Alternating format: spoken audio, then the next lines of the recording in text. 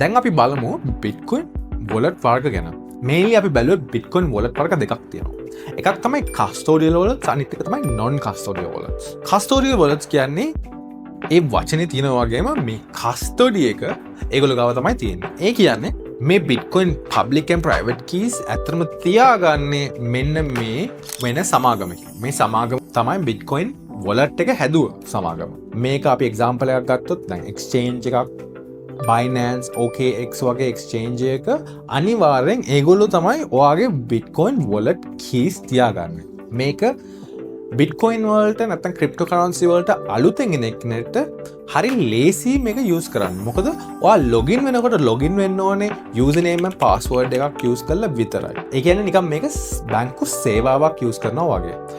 මේකේ අවාසියක් තියෙනවා. මේක ඇත්තටම ලොකු අවාසියක්. මේකේ අවාසිය තමයි මේ බිට්කොයින් වල true ownership එක නැත්තම් මේ බිට්කොයින් වල තියෙන true control එක තියෙන මේ සමාගම යටතේ. ඒ කියන්නේ මේ සමාගම වැහුනොත් හදිසියවත් නැත්තම් ඒගොල්ලෝ එකපාර හැක්කුනොත් ඔයාගේ බිට්කොයින් ටික අනුතරේ වෙන්න පුළුවන්. මේ කස්ටෝඩියල් වොලට්ස් වල කොච්චර අවදානක් තියෙනවද කියලා කිව්වොත් මේවා හැක් වෙලක් තියෙනවා. ඒ වගේම මේ අපි හිතාගෙන හිටපු ලොකු එක්ස්චේන්ජස් එකපාර බංකොලොත් වෙලක් තියෙනවා.